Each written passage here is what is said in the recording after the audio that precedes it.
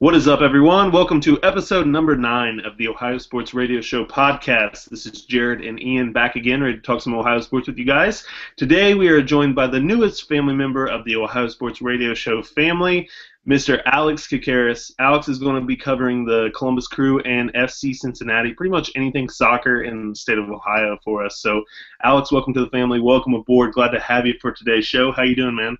I'm good. Thank you for having me. I look forward to writing all about Ohio soccer. Awesome, man. E, how you doing this week, brother? Living the dream, man. How you doing?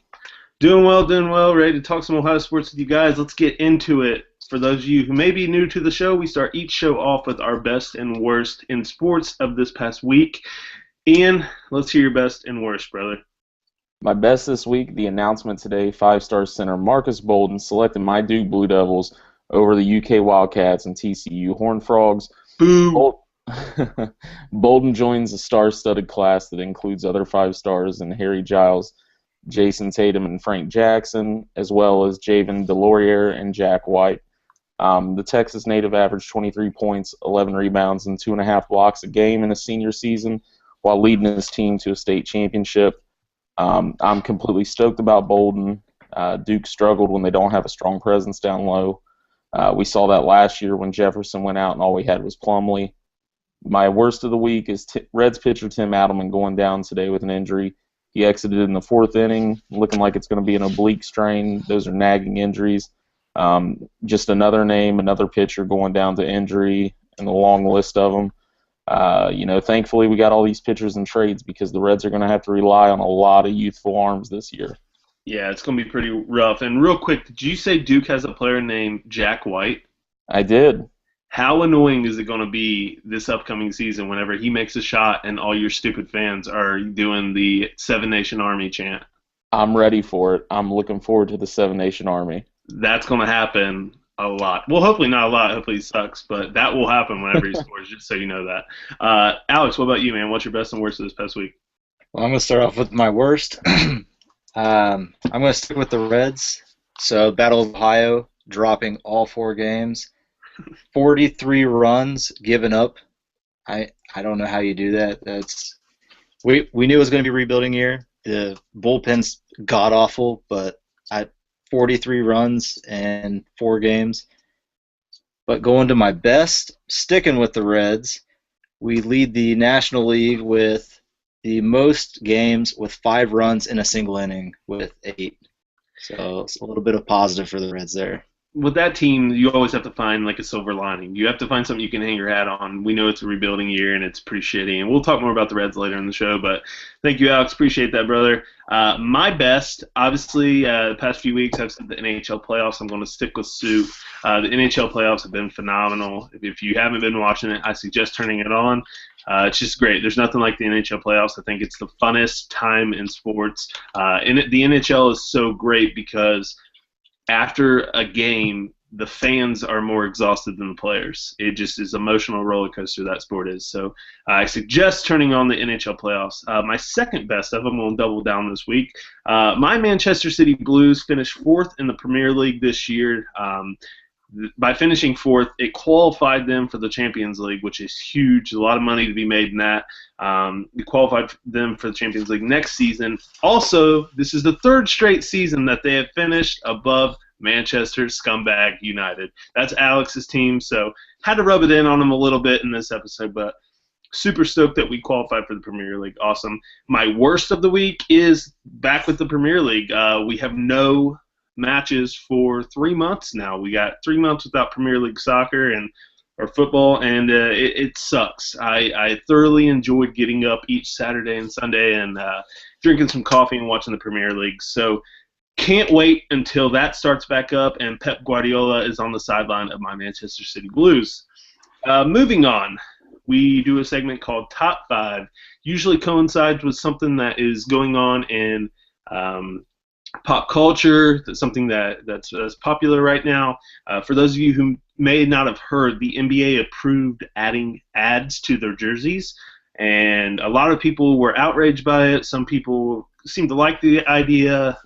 It's a really small ad. It's just on right above the team name. It's super small. It's like 2 by 2, super small.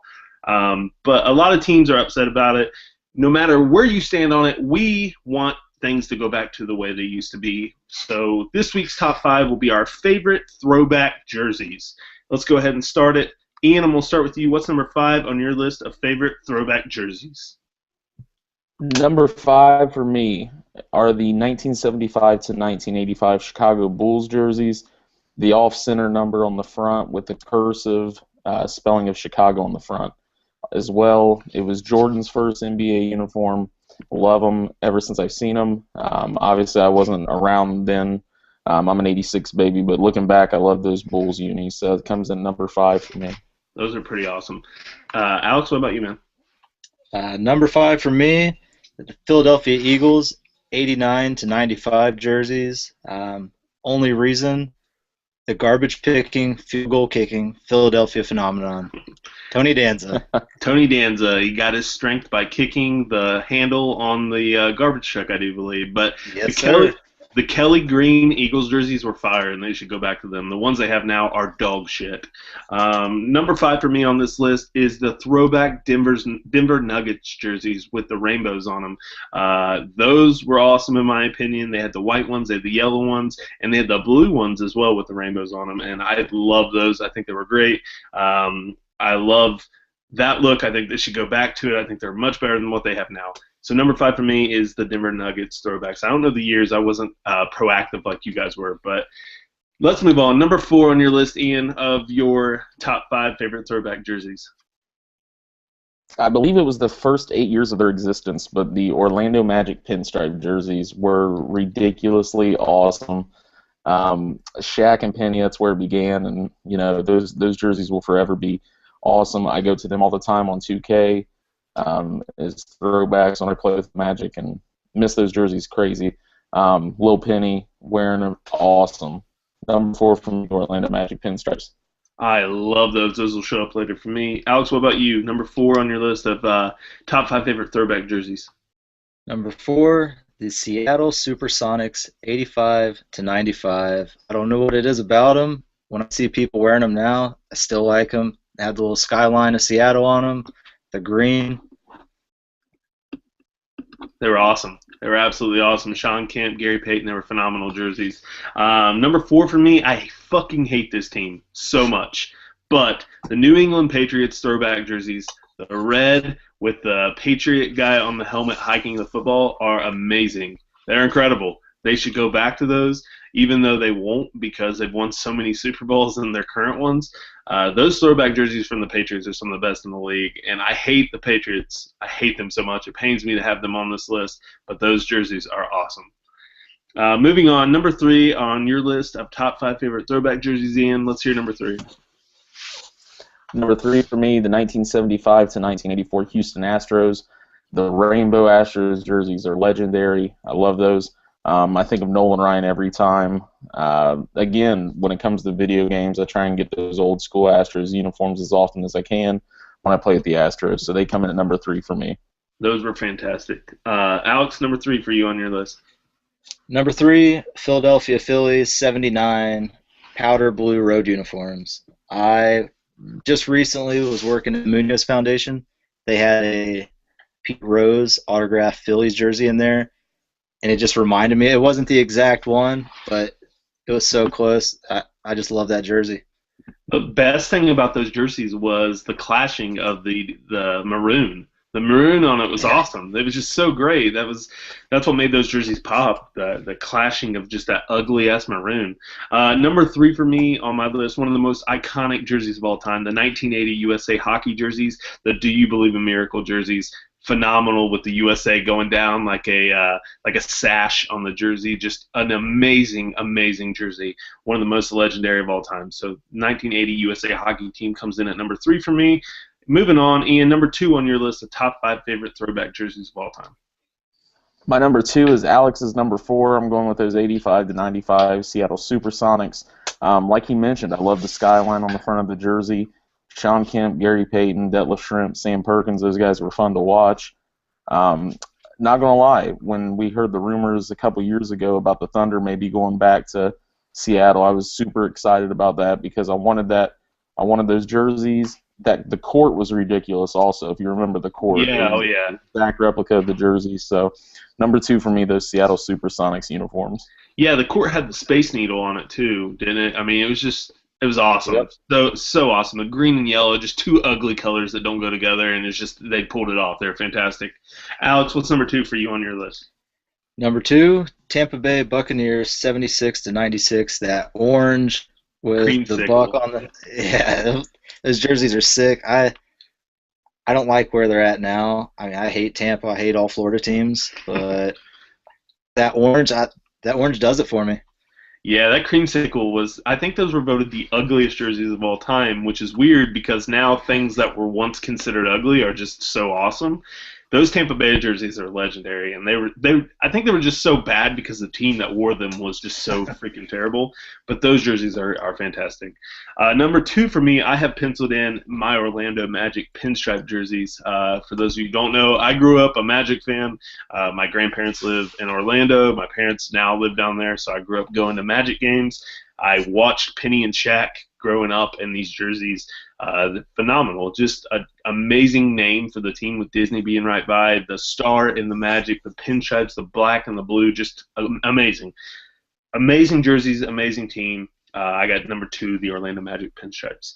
And finally, number 1 on our list of top 5 favorite throwback jerseys of all time. Ian, let's hear your number 1, brother. They only wore it for 3 years, but I'm going with the 94-96 Seattle Mariners, the teal and silver. I had a Griffey replica not too long ago of those uniforms. They recently brought it back a couple years ago as one of their alternates, but Seattle's got so many good uniforms on that baseball club that I could have picked from, but definitely my favorite, 94-96 Mariners with the teal and silver. So I'm a huge hat guy. I love hats. I love collecting hats. One of my favorite hats of all time is the throwback Mariners hat with the actual trident as the M. Oh, my God. That is a phenomenal logo and a great hat. But those are sweet jerseys. Alex, number 1 for you on your list of top 5 favorite throwback jerseys. My number 1 is Ian's number 3, the Houston Astros 75-84. Just growing up, going to baseball games with my dad, I just picture those colors. Even though I'm a Reds fan, diehard Reds fan, my dad's a Reds fan, my whole family's Reds fans. When I think of baseball, that's the instant that jersey comes to my mind. I just love that jersey. They were great, for sure. Number 1 on my list is the greatest jersey ever created. It will never be topped. The inaugural jersey for the Anaheim Mighty Ducks, who are now the Anaheim Ducks. They took it exactly from the Mighty Ducks movies, which I've talked about on the show as being my favorite sports trilogy of all time. The Mighty Ducks jerseys with the green, the white, and the purple were amazing. With the duck mask, like the movie, just a phenomenal jersey. Unfortunately, Disney bought the rights to the Mighty Ducks movie franchise, so the Anaheim Mighty Ducks now are the Anaheim Ducks. They switched their colors to black, gold, or it's like a dark bronze and orange. It's terrible. Nothing will ever beat those old school Mighty Ducks jerseys that they do wear every now and then as throwbacks, but those are the best jerseys of all time, bar none, no question about it. So that's our list, top 5 favorite throwback jerseys of all time. Let's move on. Let's talk a little Ohio sports with you guys. Let's start with our Cincinnati Reds. So since the last time we talked to you, the Reds went to Philadelphia for a 3-game series where they lost 2 out of 3, but they were able to win the season series against the Phillies. They won 4-2, I think. They swept them earlier in the year, so good job there, I guess. Like I said, you got with this Reds team, you have to find a silver lining, so that's a pretty good deal, I guess. After the 3 games in Philadelphia, the Reds went up to Cleveland to face the Indians for the first half of the Battle of Ohio. They played 2 games in Cleveland, lost both of those. They looked terrible. Moved on. They welcomed the Indians to Cincinnati for 2 games and for the second half of the Battle of Ohio, and they lost both of those. So that sucked. They looked terrible in almost every one of those games. The Indians were struggling, too, whenever they came into that series. So that sucked that the Reds look like dog shit in that series and lost the Battle of Ohio, which is kind of pointless, but still, you want to see them win games. That sucked. And the big news kind of with the Reds, Joey Votto made news in the Philly series. I wrote about it. He faked out some Philly fans. There was a ball that Votto had. He went to fake it like he was throwing it into the crowd. He did it multiple times, and he didn't end up throwing it. Fans booed the shit out of him. And after the game, he had this to say. He said, "I was just having fun out there. They give you a hard time during the game, and that's my way of giving them a hard time back. Really, it's just me playing around. I was telling Freddie Galvis just how much fun I have coming here because it's such an energized bunch, and they get on you if you're not doing your job." Did you guys see this, and do you guys have a problem with what Votto did, Ian? I don't have a problem with it. Like he said, that's his way of getting back at the fans, and it's not like he didn't make anybody cry. I'm sure there was a couple kids over there that were bummed out, but it's just Votto having fun. I mean, these guys are held to such a high standard on and off the field, and yeah, it's their job, but we learn as children that the game of baseball, is supposed to be fun.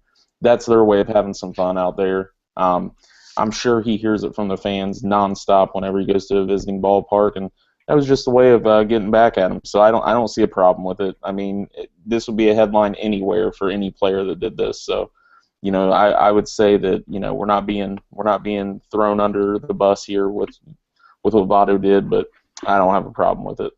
What about you, Alex? I don't have a problem with it either. I mean, I've been to Philly. I've been in their stadium. I've been to one of their games. They get loud.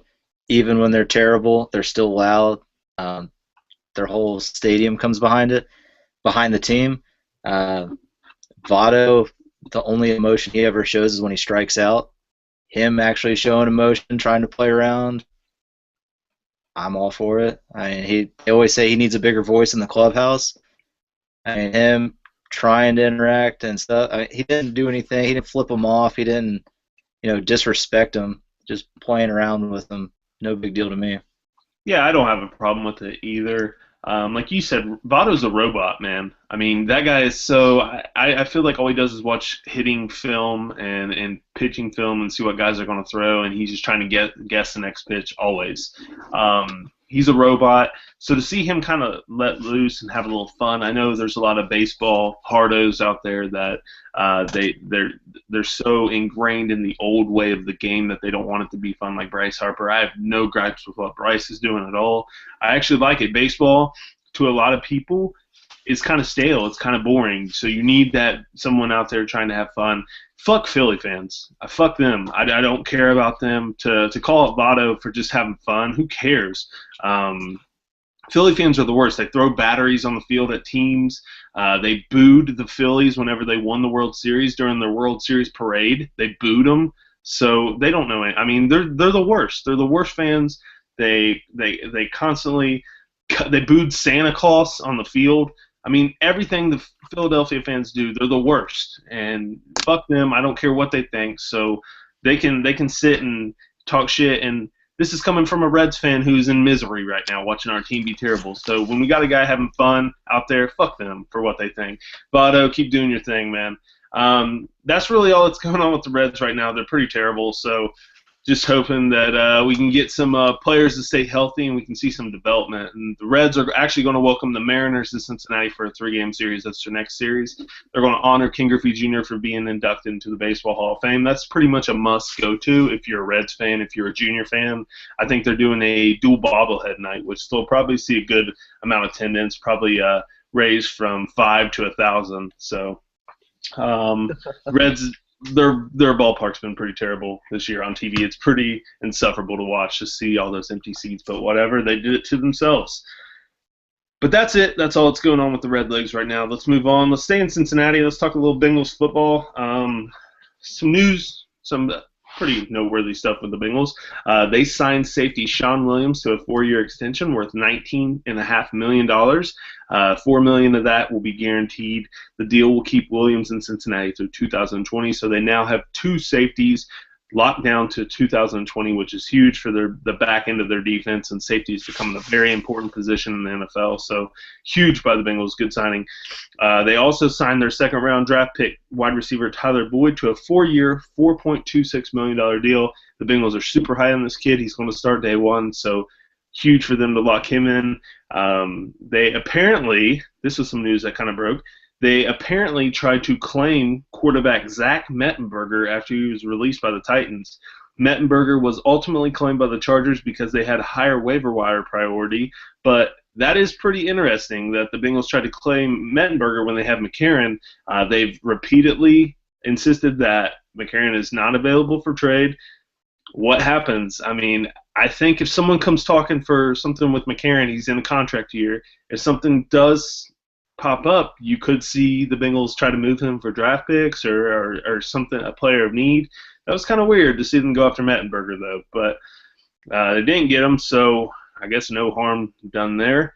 Also, last bit of news with the Bengals. They are reportedly working on extensions for upcoming free agents running back Gio Bernard and tight end / fullback Ryan Hewitt. That's really it with the Bengals. Not much going on in the NFL right now. Rookie OTAs started, so that's pretty cool to see those guys get in there and get to work. Let's move on, though. Let's move up north to your Cleveland Browns, Ian. Literally nothing going on with the Browns right now. Not a thing. Rookie minicamp did begin for the Browns as well.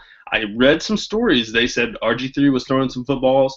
A lot of beat writers are already hard on RG3 up there. I mean, literally like a practice into it, they're already hard on him. They said he looked very subpar. They said he didn't look crisp throwing the ball, and a lot of receivers were dropping passes. So what do you think about that, Ian? As long as Johnny Manziel is not the source of news in Cleveland, I'm perfectly fine with it. It's early. We've got the OTAs coming up and everything that's beginning, and like you said, with the rookie camp that just started and concluded, I'm not too worried about it right now. We've never been dominant in the quarterback position, so it's a learning curve. It really is. I mean, RG3 hasn't done anything since his rookie year. I know a lot of people are pegging him as the starter, but he's got to win that job from McCown. It seems like it'd be an easy job to win, so I don't know. I know Hugh Jackson also said that Cody Kessler impressed him, especially in the rookie minicamp because they had some pretty bad weather up there. It was really cold, and he said, that California boy came in and played well in those practices, but, it's a crapshoot. Like I said, if that's the biggest concern right now, and as long as Manziel's not in the news and Josh Gordon's not in the news, I'll take it. Well, Manziel's always in the news. He's just not in the news involving the Browns. But until he signs with another team, he's always going to be linked to the Browns. There was a couple things of him that it showed him he looks terrible at a couple places he's at, like parties and outside of nightclubs. He just looks absolutely terrible and strung out. So, whatever. Fuck Manziel. Pump the brakes, though, to all the Bengals beat writers who are already dogging RG3 after one practice, and you guys are dogging the quarterback. I mean, come on, man. It's just ridiculous to jump on a quarterback already. I mean, these guys, RG3 hasn't played in like years. He hasn't played, so give him some time to just work the rest off. I mean, my gosh. Well, and if I can interject real quick. Yeah, of course. To me, you remember I talked about that whole sense of entitlement to Bengals fans. Yeah. And how the Bengals fans, a lot of them acted like they're too good to be losing, and it just seems like everybody forgets about the 90s. Well, these beat writers, as soon as they took to their little notepads and started trashing RG3, it made me think, did I miss something here? Was Peyton Manning our quarterback last year, and he just retired, and we're having to fill a spot that was Peyton Manning or Tom Brady? I mean, when have we had a good quarterback? I mean, I know it's frustrating, but these beat writers are acting like we're trying to fill those shoes with RG3, and we're not. Well, what it is we live in a world of clicks. The internet is all about clicks. Who can get the most clicks? And when they put something on there like RG3 looks terrible in first day, people are going to click on it. They're going to read it like, what a terrible signing by the Browns. Another Browns move. That's so Browns. That's what they want. They just want people to click on their articles, and that's just how it is. I mean, we were involved in it. We obviously want people to click on our articles and read them, but I don't think one time we've done clickbait on anything. So that's something we can hang our hat on with that. And fuck those people who do that. Those websites. It's terrible. The Bengals just signed a free agent, and you'll never guess who it is. And it's got a picture of Tyler Eifert or somebody. Like, screw those websites that do that. It's fucking stupid. And screw everyone who clicks on them because it's dumb. But anyways, yeah, pump the brakes on RG3. Whatever. It's week one of voluntary mini camps. I mean, come on. Another piece with the Browns, not really. I mean, it includes the Browns, but it's not directly about them. ESPN released their 30 for 30 Believe Land on Saturday. Did either of you guys watch it? No. I have not gotten a chance yet. I'm currently searching for it on the DVR to record it the next time it's on. I was at a work retreat all weekend, but yeah, it's definitely something that I want to watch. People were lighting it up on Twitter saying how good it was, and I've yet to see a bad 30 for 30, so I'm very eager to see it. Yeah, there hasn't really been a bad one. They usually do a really good job. I did hear a couple knocks on it, actually. They said, it just talks about the agony of being a Cleveland sports fan.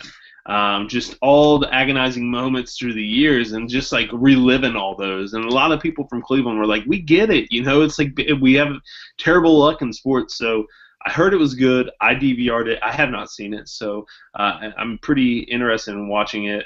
But yeah, so apparently it got pretty good reviews, I guess. And I guess that's good for the city of Cleveland. One thing, though, that is good for the city of Cleveland is the fucking Cleveland Cavs. The Cavaliers are rolling right now. They won Game 1. They defeated the Game 1 of the Eastern Conference Finals. They defeated the Toronto Raptors 115-84. Thanks to 27 points from Kyrie Irving, 24 points from LeBron James, and 14 points from Kevin Love. They're currently playing Game 2 right now. Can one of you guys check on that score for me if you can? 86-69 Cavs. Okay, so yeah, I think they're going to sweep the Raptors. I think the Raptors have 0% chance of beating the Cavs. The Cavs are playing fantastic basketball right now. I think they are the hottest team in the NBA at the right time. One thing that I did notice about that game, and this is the Raptors' social media account. So I don't know if you guys watched Game 1. Toward the end of the game, the Cavs fans were cheering USA, USA, USA, and the Raptors Twitter account took offense to it. Apparently, they tweeted out, "quote USA chants hashtag Stay classy," end quote. Do you guys have a problem with USA chants from the Cavs fans, Ian? I don't. I think that's just sour grapes, to be honest with you. I think they're grasping at anything they can. Out? USA, USA. No problem with it. I mean, I was watching ESPN for the first time in a while the other day just because they only like to take two stories and run with it. You don't get to see highlights from all around whatever league is on. Right. They were talking about how Toronto, I mean, they're giving Canada a hope for something other than hockey, and I think they're just getting their feelings hurt. I mean, take it. Who cares? USA. It's a battle of neighboring countries. Who cares? Yeah, who fucking cares, Canada? The Raptors, fuck off for this tweet. We can chant USA if we want. We're the proudest fucking country in the world. We may be assholes at it. We may be assholes at everything we do, but you can't say we're not the proudest country in the world. We are. Like, anywhere you go, someone is always wearing red, white, and blue, and nobody does their national holiday like we do. I mean, we all eat too much and get blasted drunk. So, I mean, fuck Canada for saying that. I love Canada, don't get me wrong, but, like, why do you have a gripe with that? That's stupid. We can chant USA if we want, whatever. And also, like you said, they're trying to make them believe in something or be better at something than hockey. Would you guys rather be really fucking good at one thing and, like, subpar, or, like, subpar at everything else? Like, I would want to be really fucking good. They're amazing at hockey. They're unbelievable at it. They put unreal talent into the NHL. They win the fucking gold medal in the Olympics or the IIHF. Whenever they play, they're so good. That's what they do. They do hockey extremely well in maple syrup and put out, like, good prog bands like Rush. So I would rather be really fucking good at one thing. Wouldn't you guys? I mean, Ian? Hands down, yeah. I mean, it's way better to be able to hang your hat on something as far as championships go, as far as, being elite in one area rather than being mediocre across the board or subpar across the board. I would definitely take it and run with it to be that good in one sport and have that type of dominance. Yeah, it's like the Blue Jays the other night with the brawl and Batista taking that punch to the jaw. I mean, that's a that's a black eye on Canada right there. I mean, you fought a team from Texas, which is probably one of the most patriotic states in the country of the United States. I mean, there was USA chance of that too. So if you want to keep coming at us, Canada, we'll keep coming at you. We'll throw right hooks all day. Batista ate that punch, by the way. I mean, that was a brutal fight. But fuck Canada for saying that. If you're from Canada and you're listening to this show by chance, I love you guys. Don't get me wrong, you guys are awesome. But that is stupid. We can chant whatever the fuck we want. You guys could chant "Go Canada" or whatever you guys chant is. Who cares? Who cares? I mean, you guys aren't going to beat the Cavs, but it's fine. Just be awesome at hockey. Just continue to be awesome at that. So that's my thoughts on that. Real quick, let's do a little couple housekeeping items with the Crew SC. So the Crew lost, like Alex, like you wrote about. We talked about it on last week's show. They lost Kai Kamara. That's pretty much common news now. Kai Kamara went to New England. They traded him away. They did add a 19-year-old Panama winger, Christian Martinez, on loan from Chorrillo FC in Panama. Martinez will occupy an international roster slot on Columbus's roster. He has 2 caps for the Panama national team, so pretty good addition for them, adding speed and depth at their wing position. Last Saturday, like you wrote about, Alex, the Crew drew with the Colorado Rapids. The final score was 1-1. The draw was really vital for Columbus, who are trying to dig their way out of the basement of the Eastern Conference standings in the MLS. Columbus currently sits in ninth place in the East with 10 points and are 7 points behind first place Montreal. So hopefully the Crew can start picking things up. They looked a lot better this past Saturday. They looked really good in that game. They probably should have won it, like you wrote about, Alex. So good article, by the way, on that one. Staying in Columbus, let's talk hockey. So the Blue Jackets, obviously terrible, not in the playoffs for those of you who haven't been following. But the NHL draft lottery happened last week, and the Blue Jackets were awarded the 3rd pick in the upcoming NHL draft, which is pretty good for them. A lot of people, I wrote about it, I thought the Blue Jackets would actually compete for a wild card position. They had a really good team the year before. They got banged up by injuries, and just a lot of things happened, unfortunately, with the Blue Jackets. But there are a ton of great options for them to add with the 3rd pick. Odds are they'll try to add a goal scorer, seeing as how they ranked 19th in the NHL in goals scored this past season, that's pretty terrible. Jesse Puljujarvi, I don't know. Sorry if I butchered your name, dude. He's from Finland. He seems to be the consensus pick for the Blue Jackets in almost every mock draft. He's an 18-year-old winger from Finland who led the World Juniors in scoring with 5 goals and 12 assists after just 7 games. Stellar numbers. Anything at this point will help the Blue Jackets, who finished with the 4th worst record in the NHL this past season, going 34, 40, and 8. So pretty fucking terrible from the Blue Jackets, but hopefully they can do better next year. They're in a hard division. But yeah, moving on, we're going to do our OSR mailbag segment. Now, OSR mailbag is where we answer your questions, the fans' questions. These questions are sent in, most of them are sent in by text, whoever they end up texting, or by our Facebook page and Twitter page. So let's go ahead and get into those now. Mr. Ken Rice, my future father-in-law, wants to know, why haven't the Reds called Stevenson up from Louisville? If they're stingy with the payroll, shouldn't they sell the team? The fans should boycott them, in his honest opinion. Ken is super pissed. I know for a fact he is super pissed with the Reds. Ian, what are your thoughts on this? Ken, I get your emotion. I get your feeling from that, man.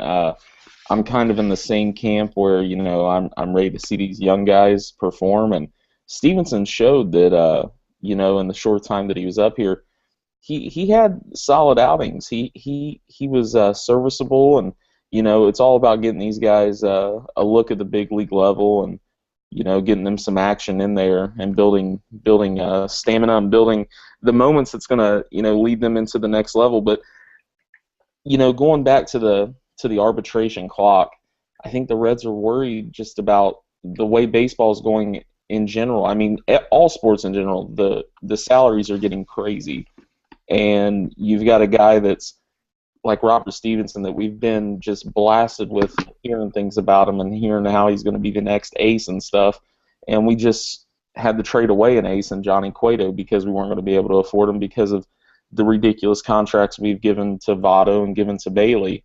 So I mean, I think they're trying to they are trying to avoid the arbitration clock starting on Stevenson. Unfortunately, I think, with Adelman going down tonight and with these pitchers falling off left and right, eventually they're going to be forced to just call them up, and that arbitration clock's going to start because they're running out of pitchers. Yep. Alex, what about you, man? I mean, I'm kind of with him on it, but going in, I kind of knew the rebuild. I don't know. It's tough for me to say on this one. Yeah, I don't think we need. I don't think we need to call him up just yet. I mean, give him a little bit longer. I mean, the Reds are going down. They're not coming up anytime soon. We're not coming back. I know what you're trying to say. Yeah, I know exactly what you're trying to say. Yeah, the thing, like you said, Ian, with the arbitration clock, it's stupid. I was reading an article that Hal McCoy posted on DaytonDailyNews.com, and he said that several Major League scouts watched Stevenson and asked Hal. They all wondered, how is this kid not permanently in the Reds rotation?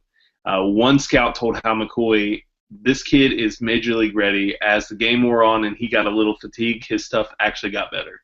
So it's all money related. It sucks that they're like this. They're going to have no option though here eventually with all these kids getting hurt and nobody can stay healthy and their bullpen/pitching staff is absolute dog shit. So I don't know, Ken. Hopefully they can get it together. I'd like to see him get a spot. The kid's pretty solid. I think Finnegan's going to be a great pitcher in the future. Stevenson's obviously going to be a great pitcher if they can stay healthy. And we got Homer Bailey on the 60-day DL, so that's awesome. You got Descafani coming back up. He's working his way back up through his rehab. So hopefully helps on the way. I don't know. Maybe years from now, but I'd like to see him permanently in the rotation as well. Thank you, Ken, for the question. Okay, we got another question. Dean Lanier wants to know via our Facebook page. Ian, he wants to know your response to what Corey Coleman said after rookie minicamp, where Corey Coleman basically said they had him winded. He said he's really out of shape in a roundabout way. So what were your thoughts on that, man? Yeah, Hugh Jackson was the one that came out and said, Corey Coleman was out of shape, and I don't think it's an out of shape that we all think. And when I say we, I say that as a collective unit, not being a part of like the media or anything. When we think out of shape, we think beer gut, and we think we can't run for 5 minutes without starting to breathe heavy. He rephrased what he said to the media so they wouldn't just knock Coleman to the end. Coleman led the NCAA with 20 touchdowns last season, and he just said, he's not lazy. It's just that the NFL is a whole different level. It's a whole new monster. All the draft picks, not just Coleman, they need to be up in their conditioning, and they need to be up to that next level of conditioning so they can compete at an NFL level. And Coleman came out and said, "Look, I was winded, and they had him running routes all over, and Coleman's going to be the number one guy in Cleveland." So I mean, I just think that I like that he's being truthful, and I think he's going to work on it. But I got no problem with him saying that because I mean the guy's being honest with where he is. He's not coming out there saying, "Oh yeah, I did great." Jared, you talked about it earlier. A lot of drop passes and stuff. Coleman was responsible for some of those. So it's all about getting better. It's all about progressing. Like you said, NFL is a completely different monster than the college game. Yeah, it's a completely different monster, and also those guys have to gain continuity. They have to get timing and everything down with quarterbacks. It's a whole thing. Those guys are learning a new playbook, a new system, a new offense. So it's really hard after 1 week to jump down someone like that, like the beat writers were saying. That's stupid. Hugh is doing it as motivation. Obviously, he knows Corey Coleman's his guy. Hugh's a great motivator. Look what he did for Andy Dalton last year. So he's a great motivator, and I think Corey Coleman's going to fit in well up there as long as he has somebody that can throw him the football. I mean, he's going to get right. and he's a pro. He knows what he's got to do. So I don't think you guys have anything to worry about there, Browns fans. But thank you, Dean. Thank you for the question. This is a Bengals question for me and Alex. Ricky Barker wants to know via our Facebook page, do you guys like to trust the Bengals seem to have in Will Clark and Margus Hunt? What are your opinions on these players, Alex? I think I have faith in him. I mean, I don't know why you wouldn't. I mean, give anybody a chance. I mean, let them prove themselves. I think Hunt. I think he's going to make himself come back. What does this say? He's in his 4th season. Yeah, it has to be power. Again, I give him another chance. I mean, they're not. Hunt was a huge project for the Bengals whenever they drafted him. He had never played football, so he was a huge project for them. I don't think he's progressed at all. I don't know. I trust the Bengals fully, Ricky. So whatever they do, I trust them fully, completely, 100%. So I don't know. I think that you're going to see them. I know Dominic Easley worked out with them, and that could be a depth signing. People are chirping Anquan Bolden maybe. There's players out there. Andre Johnson is another player that's out there that the Bengals are thinking about. I know that's not defense. Sorry, Ricky, to get sidetracked. But I trust the Bengals in whatever they do. I think we're to the point where we can do that now. They've done a good job. Duke Tobin's done a good job in putting this team together. So I trust them. If they keep them, I trust their opinion. If they let them go, then it was time to go. But thank you for the question, brother. Moving on. Jake Parrish wants to know via our Facebook page, which of the Browns rookies are you most excited to watch, Ian? I'm pretty excited about a lot of them. I'm the biggest fan by leaps and bounds of Scooby Wright. I hope this kid makes the team. I love Scooby. I know they signed him to a contract. I hope he gets to see some playing time out on the field. Arguably one of the best, if not the best, college linebacker in 2014. Probably would have followed it up with the same in 2015 if it wasn't for the knee injury. The guy's an absolute menace on the field. He's everywhere. He showed he can do it, and I'm really excited about what the potential that he's bringing to Cleveland. I think he's got a high ceiling, and as long as he can stay healthy, I think he could be a mainstay on that defensive front. All right, and flip side of that, Jake also wants to know for the Bengals fans, me and Alex, he wants to know which rookies we're excited the most to watch. Alex? Tyler Boyd, hands down. I'm excited. We lost receivers this offseason. I'm so excited for him to come in, compete with A.J. Green. I mean, A.J. takes double coverage all day long. I'm hoping he takes some of that heat. He's explosive. I'm hoping it opens up A.J. even more, but with his talent, I mean, he could take over that number one spot. I mean, not this season, but 2-3 years down the road. I'm excited as hell to watch Tyler Boyd. I think he's going to be a good compliment. I mean, AJ's obviously a beast. He's top 5 receivers in the league. I think Boyd, where he's going to fit in well, is obviously the slot. But the Bengals are excited that he can actually go out wide and play as well. He's going to be a fantastic compliment to AJ and Eifert. I mean, he's going to be amazing, in my opinion.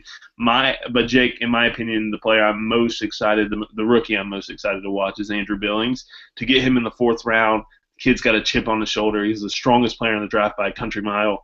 To pair him side by side with Geno Atkins, holy shit.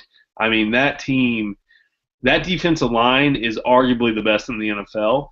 And if you add another run stopper up the middle, I mean, my gosh, teams have to decide who they want to double team.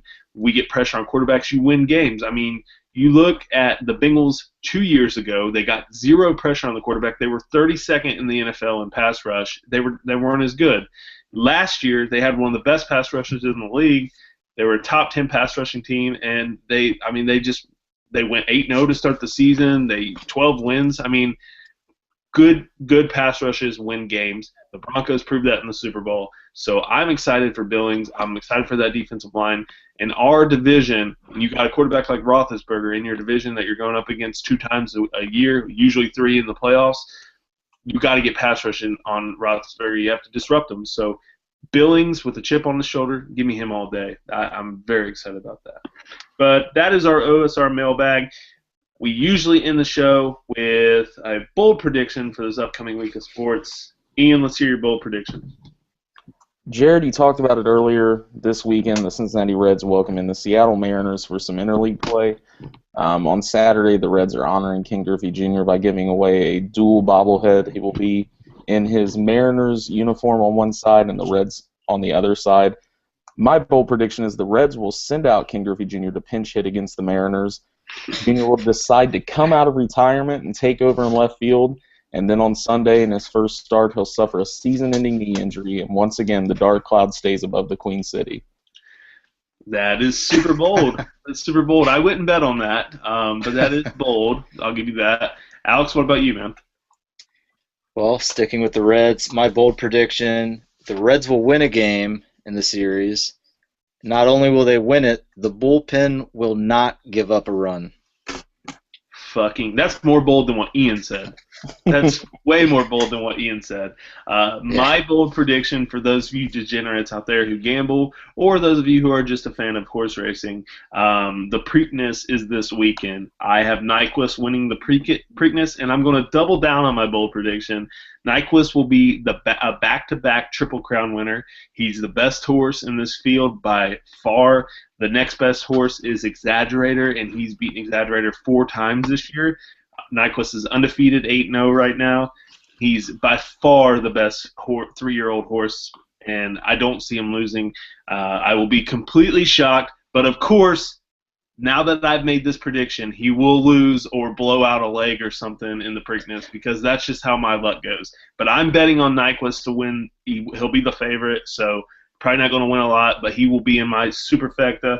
So if you are betting on that, I would take him. I actually think it's going to be pretty much run for run like the Derby. So if you're picking 4 horses, I would follow the Derby. I mean, you may see a couple of differences there, but my bold prediction is Nyquist will win the Preakness, and he will follow it up and win the Triple Crown and be the second back-to-back Triple Crown horse. But that's it. That's our show. That's episode 9 of the Ohio Sports Radio Show podcast. Hope you guys enjoyed it. If you haven't already, subscribe to us on iTunes. Pretty awesome. The podcast is doing very well on there. So if you like our show, continue to refer us to friends and family. Have them subscribe to us. And if you haven't already, leave us a review on there. It actually helps our iTunes algorithm, helps us bump up the charts. So download the episodes on there, subscribe, leave reviews. It helps our algorithms a lot. So thank you guys. If you're an Android user, check us out on Stitcher and Google Play Music. We're actually on there as well. So a lot of outlets to reach the Ohio Sports Radio Show podcast. It's doing well on all of them. So thank you to everyone who has subscribed and who follows us and who listens to our show, takes time out of their day to listen to it. We appreciate it. Follow us on Twitter and Instagram at Ohio Sports Radio. Like our page on Facebook, Ohio Sports Radio on Facebook. Interact with us, guys. We appreciate all the questions each week. And check out our website, ohsportsradio.com, where we are continuously updating it each day with Ohio sports stories. Thank you, Alex, for joining us this week. Thank you, Ian, as always. And as always, we will see you next week on the other side for episode 10 of the Ohio Sports Radio Show.